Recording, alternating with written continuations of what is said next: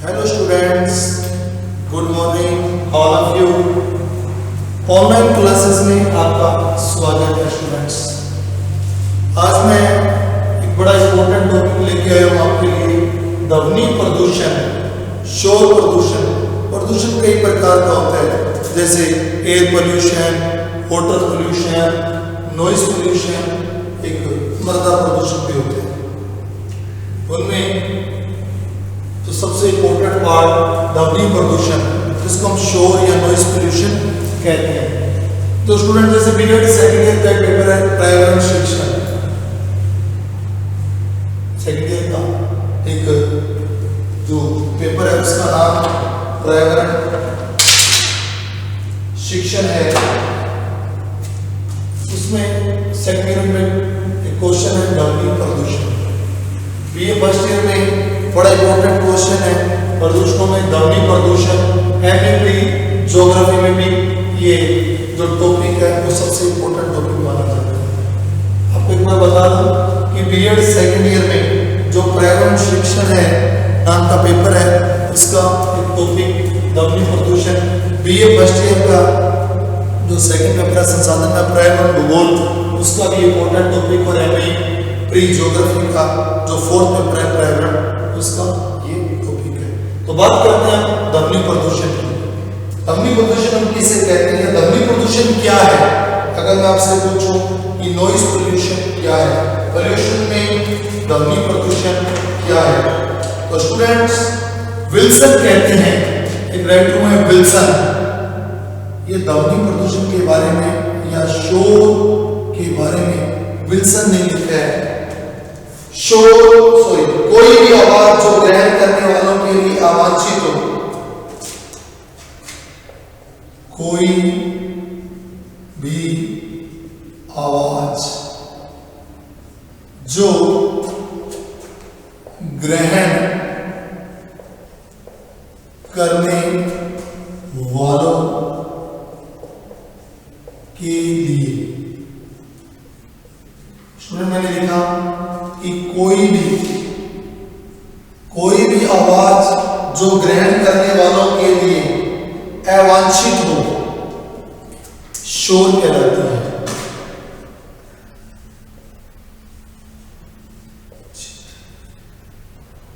अवांछित हो, शोर कहलाती है। विल्सन बहुत बड़े राइटर हैं जिन्होंने ध्वनि प्रदूषण के बारे में लिखा कि कोई भी आवाज जो ग्रहण करने वालों के लिए या सुनने वालों के लिए क्या हो, अवांछित हो, उसे हम शोर, वो क्या कहलाती है, शोर कहलाती है या शोर कहलाता है। उसके बाद है शोर प्रदूषण। एक शोर क्या है, पर्यावरण प्रदूषण का एक रूप है। जैसे पर्यावरण में वायु प्रदूषण होता है, जल प्रदूषण है, उसी प्रकार शोर पर्यावरण प्रदूषण का एक रूप है। ध्वनि की अवांछनीय तीव्रता को शोर कहते हैं। ध्वनि की जो ध्वनि है, जो शोर है, आवाज, उसको कहते हैं कि ध्वनि की अवांछनीय तीव्रता।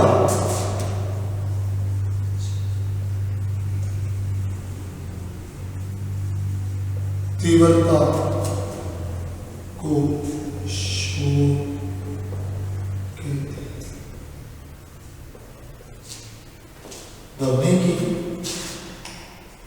ध्वनि शोर किसे कहते हैं? अगर आपसे कोई एक लाइन में पूछे तो ध्वनि की अवांछनीय तीव्रता को शोर कहते हैं। चूंकि यह दिखाई नहीं देता, जो शोर प्रदूषण है वो हमें दिखाई नहीं देता, अतः इसे अदृश्य प्रदूषण भी कहते हैं। इसे हम अदृश्य प्रदूषण भी कहते हैं। ये दिखाई नहीं देता, इसलिए हम इसे अदृश्य प्रदूषण भी कहते हैं। शोर प्रदूषण से अभिप्राय शोर प्रदूषण से अभिप्राय उस अवांछनीय ध्वनि ध्वनि से है जो वायुमंडल में एकत्रित होकर, फिर बता दो कि शोर प्रदूषण से अभिप्राय उस अवांछित ध्वनि से है जो वायुमंडल में एकत्रित होकर जीवों के स्वास्थ्य के लिए खतरा उत्पन्न करती है। डेटवाइलर के अनुसार एक राइटर और है जिनका नाम डेटवाइलर है। मैं आपको परिभाषाएं बताता हूँ, ध्वनि प्रदूषण की परिभाषाओं से बताता हूँ कि शोर प्रदूषण या नॉइज पोल्यूशन या ध्वनि प्रदूषण किसे कहते हैं। डेटवाइलर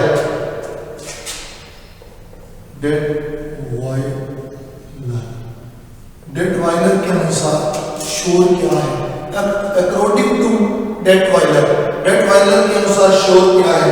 हमारे पर्यावरण में शोर की सीमा तक फैल जाए, हमारे इस एनवायरनमेंट में शोर इस कदर फैल जाए कि वह जन सामान्य को चिड़चिड़ा करने लगे। तो वो क्या करने लगे? जन सामान्य को, आम लोगों को चिड़चिड़ा करने लगे, तो उसे ध्वनि प्रदूषण कहते हैं। डेटवाइलर की डेफिनेशन फिर बताऊंगा आपको। हमारे पर्यावरण में शोर इस सीमा तक फैल जाए कि वो जन सामान्य को चिड़चिड़ा करने लगे, तो उसे हम ध्वनि प्रदूषण कहते हैं। अगले राइटर का नाम है मैक्सवेल के अनुसार। मैक्सवेल के अनुसार, अकॉर्डिंग टू मैक्सवेल क्या कहते हैं? राइटर मैक्सवेल ध्वनि के बारे में या शोर प्रदूषण के बारे में क्या कहते हैं? शोर वह कोई भी ध्वनि है जो अवांछनीय है। शोर वह कोई ध्वनि है, शोर वह कोई ध्वनि है जो अवांछनीय है,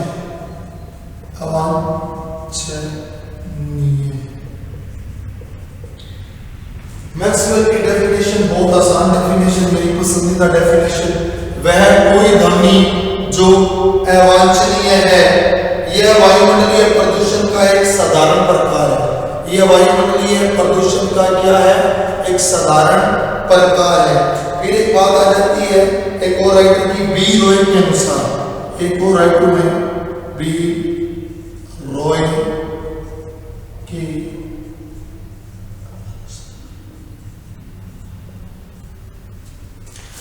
बीरोई कहते हैं कि अनिच्छापूर्ण ध्वनि, जिसको सुनने की कोई इच्छा ना हो, बनने की अनिच्छापूर्ण ध्वनि जो मानवीय सुविधा, स्वास्थ्य तथा गतिशीलता में क्या करती है? हस्तक्षेप करती है अथवा प्रभावित करती है, तो शोर प्रदूषण कहलाता है। सिम्पसन के अनुसार, एक राइट हुए सिम्पसन के अनुसार, अकॉर्डिंग टू सिम्पसन, बहुत इंपॉर्टेंट टॉपिक है इसलिए मैं काफी सारे डेफिनेशंस आपको बता रहा हूं। सिम्पसन के अनुसार निर्धक अथवा अनुपयोगी ध्वनि ही शोर है। निर्धक जिसका कोई निर्धक व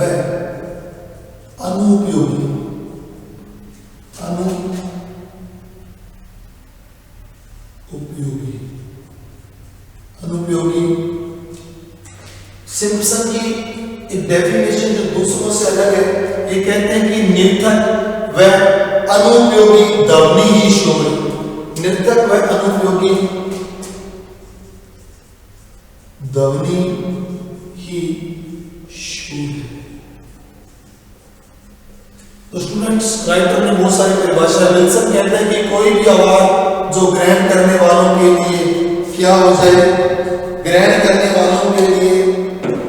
सिम्पसन कहते हैं कि विल्सन कहते हैं कि कोई भी आवाज जो ग्रहण करने वालों के लिए अवांछित हो तो उसे वो शोर कहलाती है। मैक्सवेल कहते हैं मैक्सवेल के अनुसार जो वह कोई ध्वनि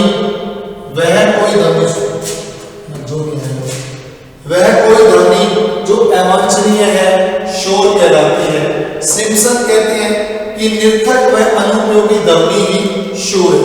तो स्टूडेंट आपको समझ आया होगा कि शोर किसे अवांछनीय हो या निरर्थक हो, वही शोर प्रदूषण है। कोई भी आवाज जो ग्रहण करने वालों के लिए क्या हो जाए, अवांछनीय हो जाए, तो शोर कहलाती है। अतः निष्कर्ष के रूप में हम कह सकते हैं कि पर्यावरण में उत्पन्न होने वाली कोई भी अवांछित आवाज जिसको जीवों के स्वास्थ्य पर प्रतिकूल प्रभाव पड़े, जिस आवाज से जीवों के स्वास्थ्य पर प्रतिकूल प्रभाव पड़ता है, तो शोर प्रदूषण कहलाता है। ध्वनि की तीव्रता को मापने के लिए निर्धारित इकाई को हम डेसिबल डीबी, ध्वनि की इकाई को मापने के लिए हम डेसिबल का यूज करते हैं।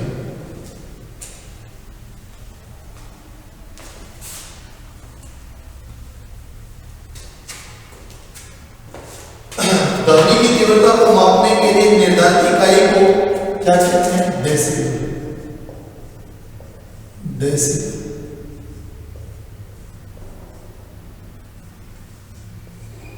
डेसिबल फिर मैं बता दूं कि ध्वनि की तीव्रता को मापने के लिए निर्धारित इकाई है जिसे हम डेसिबल कहते हैं।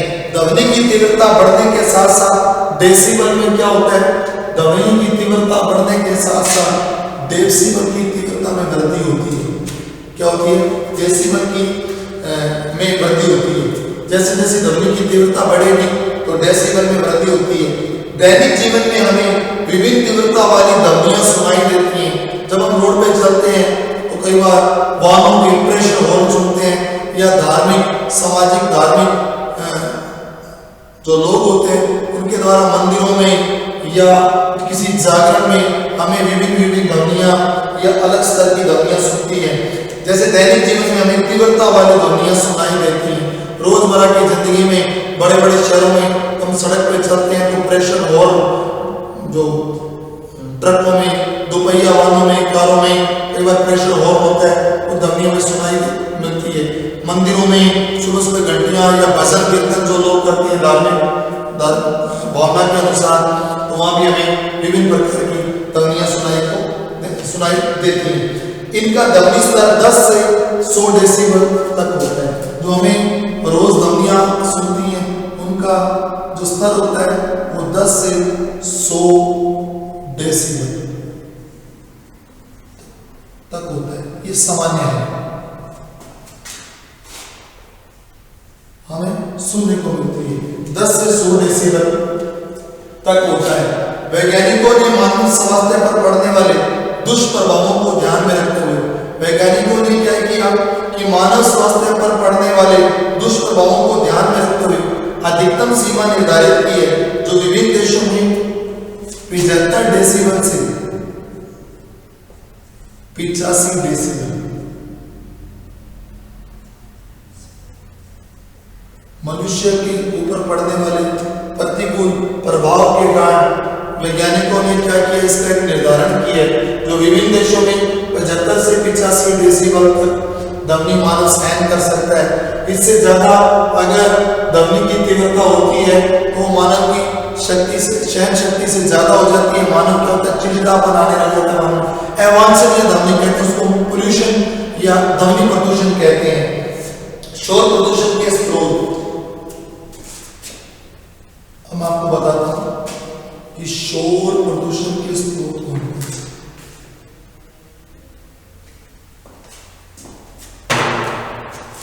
स्टूडेंट अगला पॉइंट है मेरा शोर प्रदूषण के स्रोत। शोर प्रदूषण के दो स्रोत हैं, प्राकृतिक है और दूसरा मानवीय है। ठीक है स्टूडेंट, शोर प्रदूषण के अनेक स्रोत भी हो सकते हैं। इनका वर्गीकरण कई आधारों पर किया जाता है। पहले मैं बताऊंगा प्राकृतिक स्रोत। प्राकृतिक स्रोत,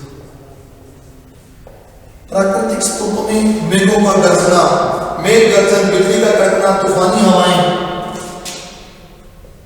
मेघ गर्जन, तूफानी हवाएं,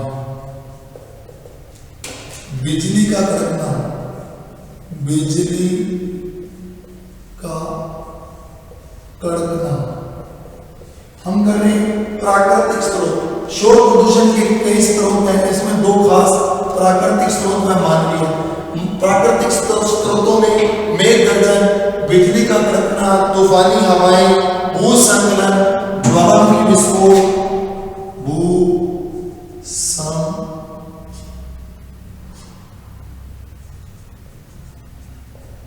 भूस्खलन, ज्वालामुखी विस्फोट, ये प्राकृतिक कारण है। मेघ गर्जन, तूफानी हवाएं, बिजली का कड़कना, भूस्खलन, ज्वालामुखी विस्फोट, या एक और हो सकता है मूसलाधार वर्षा।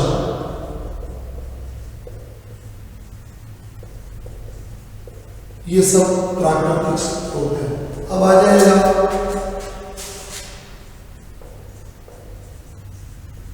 मानवीय स्रोत।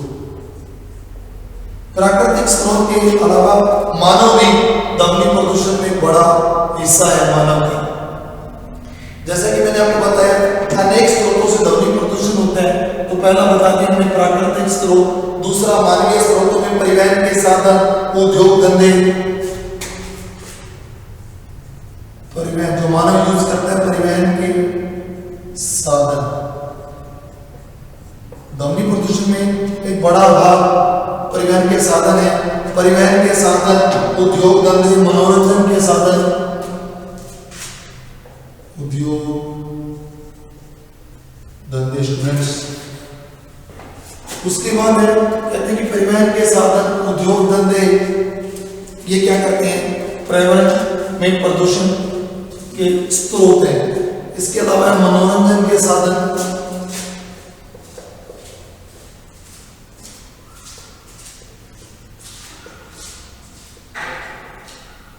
परिवहन के साधन, उद्योग धंधे, मनोरंजन के साधन, खनन, घरेलू उपकरण, खनन, घरेलू उपकरणों से भी शोर होता है। इसके बाद आता है रक्षा उपकरण, आतिशबाजी, रक्षा उपकरण, आतिशबाजी, दिवाली के टाइम आतिशबाजी जो की जाती है या विवाह शादियों में आतिशबाजी, इससे भी ध्वनि प्रदूषण होता है। धार्मिक व सामाजिक कार्य, धार्मिक व सामाजिक, मैं आपको मानवीय स्रोत बता रहा हूं। धार्मिक व सामाजिक कार्यों से पोल्यूशन होता है। तो स्टूडेंट एक बात बताता हूं आपको कि शोर प्रदूषण के स्रोत प्राकृतिक हैं और मानवीय है। अगर मैं बात करूं प्राकृतिक स्रोतों की, तो प्राकृतिक स्रोतों में मेघ गर्जन, तूफानी हवाएं, बिजली का कड़कना, भूस्खलन, ज्वालामुखी विस्फोट और मूसलाधार वर्षा, ये सब चीजें प्राकृतिक स्रोत हैं। और मानवीय स्रोत की बात करें तो परिवहन के साधन, रोजमर्रा की जिंदगी में जो परिवहन के साधन यूज कर रहे हैं, 2 पहिया 4 पहिया वाले वाहन या बड़े ट्रक, लोडर गाड़ियां, परिवहन के साधन, उद्योग धंधे, इंडस्ट्री जब चलती है, फैक्ट्री से निकलता जो शोर, मनोरंजन के साधन, इसके बाद खनन, घरेलू उपकरण, रक्षा उपकरण, आतिशबाजी, धार्मिक व सामाजिक कार्यों से पोल्यूशन बढ़ता है, नॉइज पोल्यूशन बढ़ता है। तो इसको मैं थोड़ा सा आपको विस्तार से बताता हूँ इनके बारे में, इनसे शोर कैसे होता है, इस स्रोत कैसे है शोर। पहले बताता हूँ प्राकृतिक स्रोत। प्राकृतिक स्रोतों में वातावरण में प्राकृतिक क्रियाओं के फलस्वरूप शोर उत्पन्न होता है। प्राकृतिक स्रोतों के अंतर्गत बादलों का गरजना या मेघ गर्जन, बिजली का कड़कना, भूस्खलन जैसे विस्फोट होता है कोई जमीन में, भूस्खलन, ज्वालामुखी विस्फोट के कारण तूफानी हवाओं का चलना आदि आते हैं। इनका प्रभाव सीमित व अल्पकालीन होता है, थोड़े समय के लिए, अतः इनमें अधिक हानि नहीं होती है। प्राकृतिक स्रोतों से उत्पन्न ध्वनि मानव को अवांछित न लगकर कर्णप्रिय लगती है। अनेक तूफानी हवाएं, झंझावात, तड़ित झंझा, टोर्नेडो, हरिकेन आदि ध्वनि प्रदूषण उत्पन्न करते हैं। फिर मैं बात करता हूँ उद्योगों की। उद्योग धंधों से कैसे पोल्यूशन होता है। जनसंख्या के साथ साथ औद्योगिकरण का भी विकास होता है। इस औद्योगिकरण की देन उसने आने वाले शोर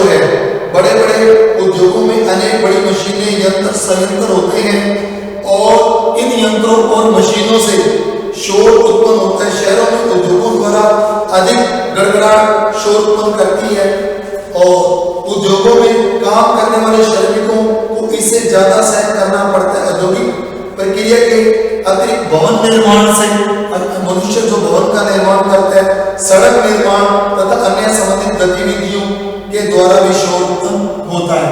उसके बाद हम बात करते हैं परिवहन के साधन, जो मानवीय कारण है परिवहन के साधन।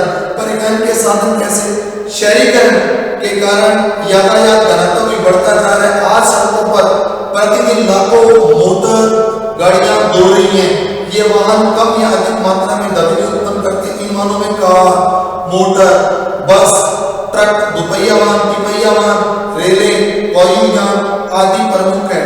उद्योगों की तुलना में यातायात के साधन अधिक तथा स्थायी प्रकृति का शोर उत्पन्न करते हैं। सर्वाधिक शोर रेलों द्वारा और ट्रकों द्वारा होता है। सामान्यतः ट्रक 100 डेसिबल से भी अधिक शोर उत्पन्न करता है। हवाई जहाज द्वारा 150 डेसिबल तक शोर उत्पन्न किया जाता है। हवाई जहाज के चढ़ने और उतरने के समय भी पीड़ादायक असहनीय शोर उत्पन्न होता है, जिसका मैंने आपको बताया इसकी तीव्रता 150 डेसिबल से भी ज्यादा होता है।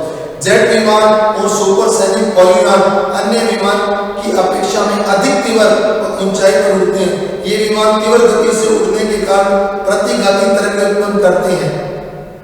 इस कारण पोल्यूशन। मनोरंजन के साधन वर्तमान में लोग, जैसे मानवीय कारकों में मैंने लिखा मनोरंजन के साधन, तो मनोरंजन के साधन वर्तमान में लोग मनोरंजन का आनंद घर बैठे प्राप्त करते हैं। घरेलू मनोरंजन के साधनों में टीवी, रेडियो की आवाज ज्यादा कर देना, टेप रिकॉर्ड, वीडियो गेम्स आदि ध्वनि प्रदूषण के स्रोत हैं।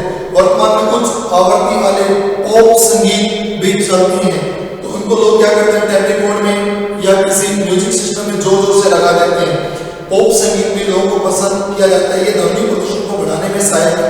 घरों में सार्वजनिक स्थानों पर इलेक्ट्रॉनिक उपकरणों उत्पन्न संगीत आनंद कम और शोर अधिक उत्पन्न करता है। इसके बाद आता है सामाजिक क्रियाकलाप, या आपको मैंने जैसे बताया सामाजिक, धार्मिक या सामाजिक जो क्रियाकलाप होते हैं।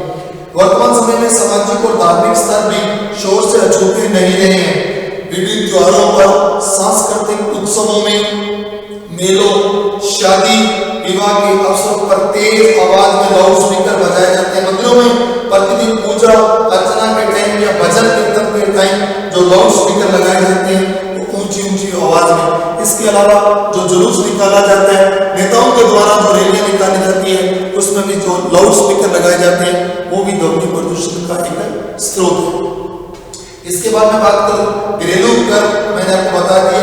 खनन के दौरान कई बार खदानों में विस्फोट किया जाता है, जिसके फलस्वरूप वहां शोर उत्पन्न होता है। दुर्घटनाएं, जीवन में कई बार ऐसी दुर्घटनाएं होती हैं जिनसे बहुत शोर उत्पन्न होता है। ऐसी दुर्घटनाओं के अंतर्गत रेल दुर्घटना, विमानों एवं अन्य वाहनों का घटनाग्रस्त हो जाना, गैस सिलेंडरों का फटना, गोदामों दुकानों में आग लगना, शॉर्ट सर्किट, उद्योगों में बॉयलर का फटना आदि से भी शोर प्रदूषण होता है। तो स्टूडेंट, मैंने आपको ये पॉइंट और बताया कि शोर प्रदूषण के स्रोत, तो प्राकृतिक स्रोत और मानवीय दोनों ही, प्रकृति और मानव दोनों ही शोर प्रदूषण में हिस्सा लेते हैं। दोनों के द्वारा ही शोर प्रदूषण होता है। ये नहीं कि प्रकृति शोर प्रदूषण कर रही है, मानव भी शोर प्रदूषण का एक बड़ा अंग या स्रोत है। इसके बाद मैं बात करता हूं, तब तो मैंने आपको बताया कि शोर प्रदूषण हम किसे कहते हैं, या शोर प्रदूषण की परिभाषा बताई, और मैंने बताया कि शोर प्रदूषण के स्रोत कौन से हैं, प्राकृतिक व मानवीय। अब मैं स्टूडेंट आपको बताऊंगा शोर प्रदूषण के दुष्प्रभाव। शोर प्रदूषण के दुष्प्रभाव। तो स्टूडेंट, जो शोर प्रदूषण हो रहा है उसके क्या दुष्प्रभाव पड़ते हैं? तो शोर प्रदूषण का दुष्प्रभाव निर्जीव और सजीव, या कह सकते हैं सजीव और निर्जीव सभी पर पड़ता है, जो इस प्रकार है। शोर प्रदूषण का मानव का दुष्प्रभाव, पहला है शोर प्रदूषण का मानव पर दुष्प्रभाव। शोर प्रदूषण का क्या है? मानव पर किस प्रकार का प्रभाव पड़ता है? शोर प्रदूषण का सर्वाधिक प्रभाव मानव पर ही पड़ता है। यद्यपि प्रत्येक व्यक्ति शोर सहन करने की क्षमता अलग अलग होती है, भिन्न होती है, किंतु कम या अधिक रूप से इससे सभी प्रभावित होते हैं। कोई थोड़ा कम प्रभावित होता है, कोई ज्यादा। किसी की शोर सहन करने की क्षमता कम होती है, कोई थोड़ा ऊपर शोर को थोड़ा सहन भी कर लेता है। तो इसी प्रकार सबकी शोर सहन करने की क्षमता में भिन्नता होती है, किंतु कम या अधिक रूप से ये सभी को प्रभावित करता है। शोर सर्वाधिक दुष्प्रभाव हमारी श्रवण शक्ति, जो सुनने की शक्ति पर पड़ता है। निरंतर शोर में रहने वाले व्यक्ति में आंशिक रूप से या पूर्ण रूप से बहरापन आ जाता है, किसी में आंशिक रूप से और कईयों में पूर्ण रूप से। अत्यधिक शोर से कान के पर्दे खराब हो जाते हैं।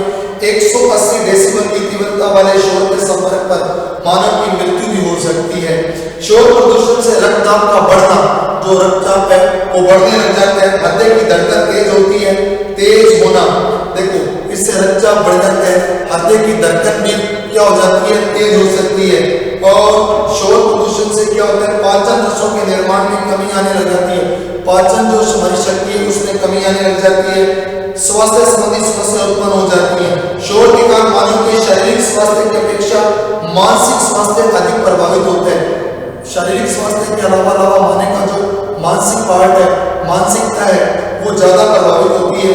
तीव्र शोर से नींद में बाधा उत्पन्न होती है, जिससे अगर हमें नींद नहीं आएगी, तीव्र शोर बार बार हमारे आसपास होगा, तो इससे क्या होता है? हमारी नींद में खलल होता है, नींद में बाधा, जिससे मानव की क्षमता पर प्रतिकूल प्रभाव पड़ता है।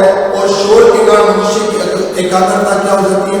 एकाग्रता भी भंग होने लगती है। तो इस प्रकार मानव में बहुत ज्यादा दुष्प्रभाव पड़ता है। दूसरा शोर प्रदूषण का जंतुओं में,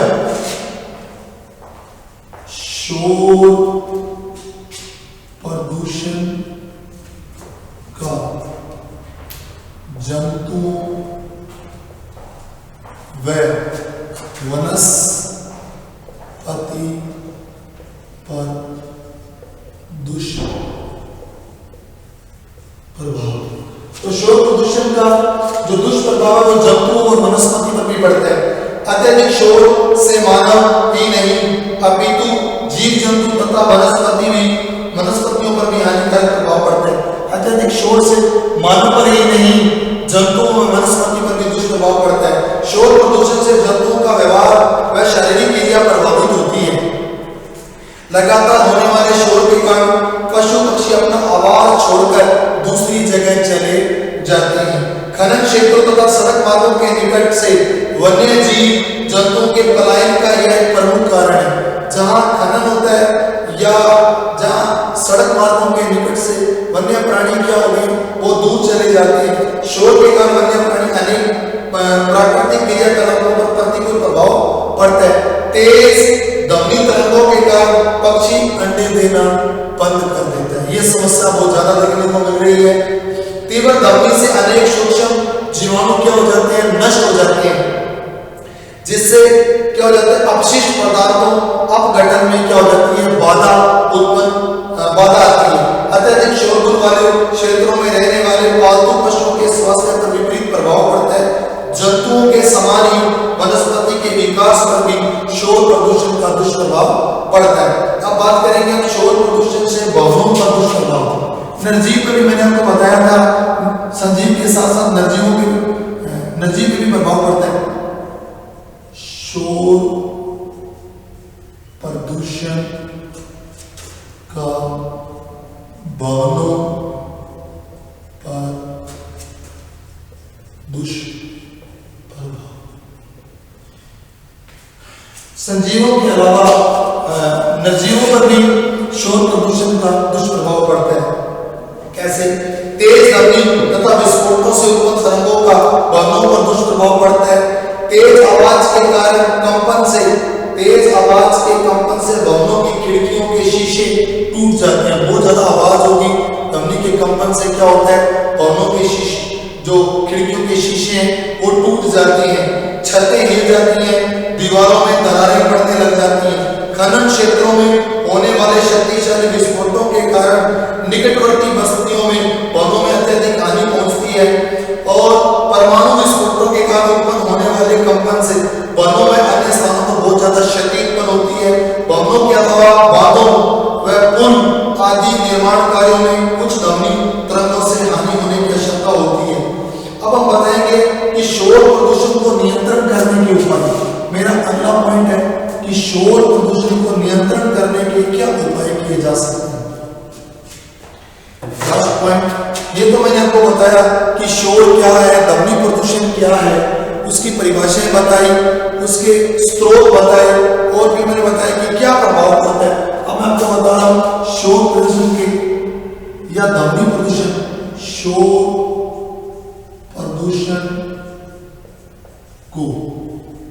प्रदूषण को नियंत्रण के उपाय।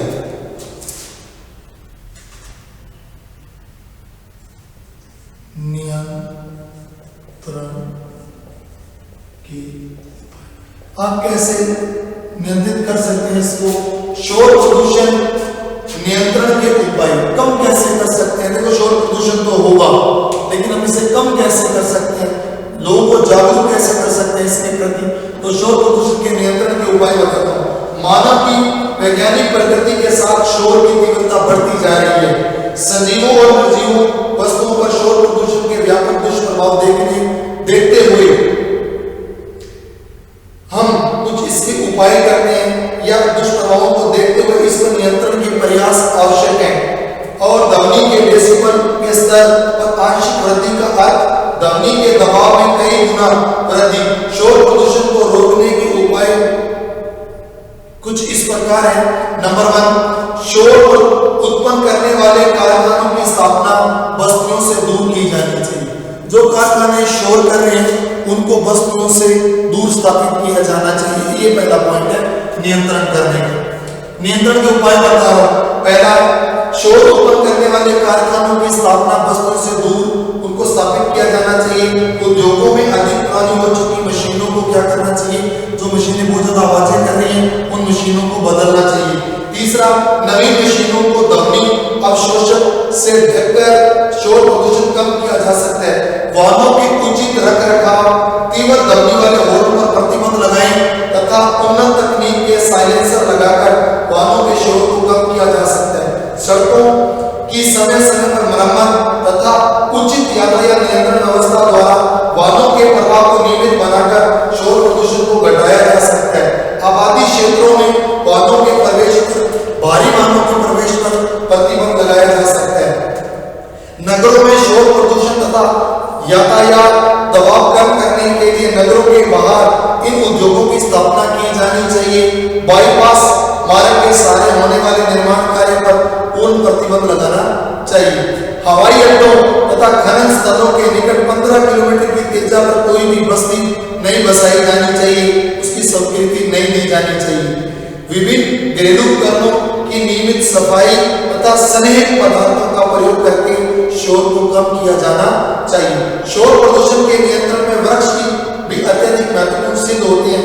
वृक्ष उच्च ध्वनि तरंगों का कुशलतापूर्वक अवशोषण करने के साथ उन्हें वायुमंडल में विक्षेपित करने में सहायक होते हैं। तो नगरों, राजमार्गों और औद्योगिक बस्तियों में ज्यादा से ज्यादा वृक्ष लगाए जाने चाहिए। वृक्षों की हरी पत्तियों से इसे ढकना चाहिए। धार्मिक, सामाजिक व राजनीतिक आयोजनों में उच्च शक्ति के ध्वनि विस्तारकों के प्रयोग पर रोक लगानी चाहिए। रात्रि में ध्वनि विस्तारकों पर शोर उत्पन्न करने वाले मनोरंजन के साधनों उपयोग सार्वजनिक स्थानों पर नहीं होना चाहिए। सघन आबादी क्षेत्रों में विस्फोट पदार्थों का प्रयोग नहीं होना चाहिए।